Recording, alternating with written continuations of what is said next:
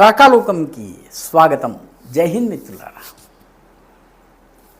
ఒక దేశంలో ఉండే ప్రజల భవిష్యత్తు ఆ దేశపు పాలకుడు నిర్ధారిస్తాడు. పాలకుడు ఎలాంటి వాడో అన్న దానిపైన ప్రభుత్వం ఉంటుంది. ప్రభుత్వం యొక్క పనితీరు పైన పాలితులు సాధారణ ప్రజానీకం యొక్క జీవన ప్రమాణాలు ఉంటాయి. వాళ్ళ భద్రత, వాళ్ళ రక్షణ, వాళ్ళ అభివృద్ధి, వాళ్ళ అధోగతి, పురోగతి ఇవన్నీ కూడాను ప్రభుత్వం ఆధారంగా ఉంటాయి. అమెరికాలోని న్యూయార్క్కి సంబంధించి ఒక ఆసక్తికరమైన కథనం ఈ మధ్య బయటకు వచ్చింది. అమెరికాకి మొట్టమొదటి ముస్లిం మేయర్ వచ్చాడు, జోహ్రాన్ మమ్దానీ.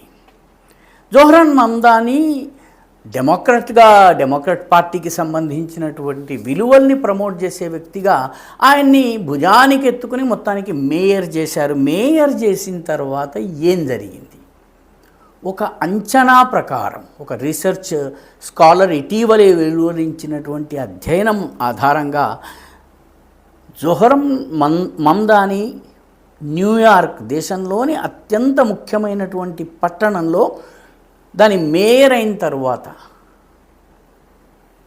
ఉగ్రవాద దాడులు, మతపరమైనటువంటి ఉద్రిక్తతలు, మతపరమైనటువంటి దాడులు వీటి సంఖ్య 243% పెరిగింది. 243% rise in religious extremist activities. వాళ్ళు వాడినటువంటి పదము మతపరమైనటువంటి ఉద్రిక్తతల్ని రెచ్చగొట్టే సంఘటనలు జరిగినాయి. ముఖ్యంగా మమ్దానీ అధికారాన్ని చేపట్టినటువంటి తొలి 7 నెలల్లో 2 ఉగ్రవాద దాడులు జరిగినాయి. అంతకు ముందు జరిగినటువంటి దాడి 2022 టైమ్స్ స్క్వేర్ దగ్గర జరిగింది. కానీ మమ్దానీ రాగానే 2 సంఘటనలు జరిగాయి. అందులో ఒక సంఘటన మ్యాన్హటన్లో జరిగింది. అల్లాహు అక్బర్ అని నినాదాలు చేస్తూ గతంలో నేరపూరిత చరిత్ర ఉన్నటువంటి వ్యక్తి దాడి చేశాడు. సో అదేవిధంగా క్రిస్టియన్ స్టూడివాంట్, పేరు క్రిస్టియన్ ఉంది కాబట్టి అతను క్రైస్తవుడు అనుకునేరు. అతను ఇస్లాంలోకి చేరినటువంటి వ్యక్తి. అతను డిసెంబర్ 31, 2025లో న్యూ ఇయర్ పండుగ జరుపుకుంటున్న వాళ్ళ మీద దాడులు చేశాడు.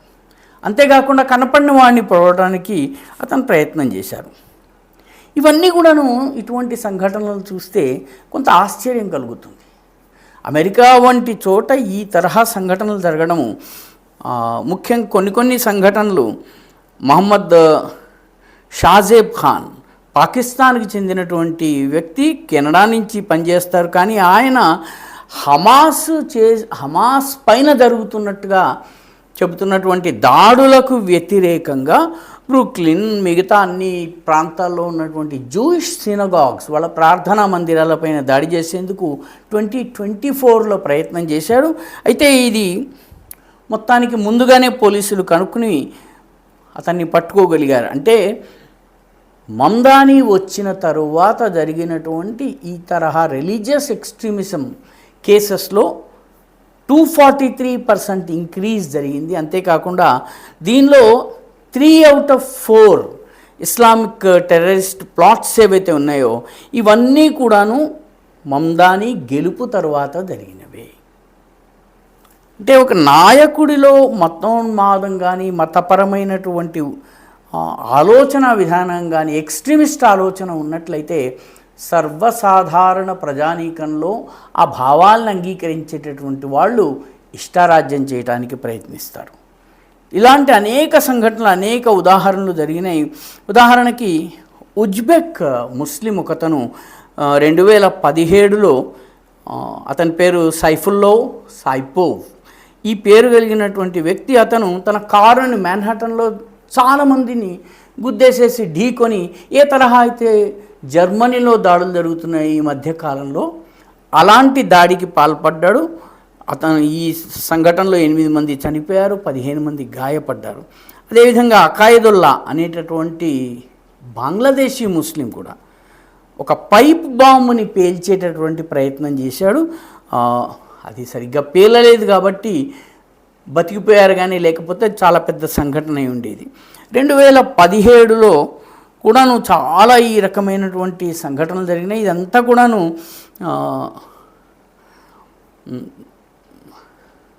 అమెరికాలో ముఖ్యంగా న్యూయార్క్లో ఉన్నటువంటి అల్ తక్వా అనేటటువంటి మసీదుతో ఇతనికి ఉన్న సంబంధాలు, ఆ మసీదు నుంచి ఎక్కువ మంది రాడికలైజ్డ్ యువకులు బయటకు రావడము, వీళ్ళు అనేక చోట్ల ఉగ్రవాదాన్ని ప్రోత్సహించటము, దాని ఇమామ్గా ఉన్నటువంటి ఇమాం సిరాజ్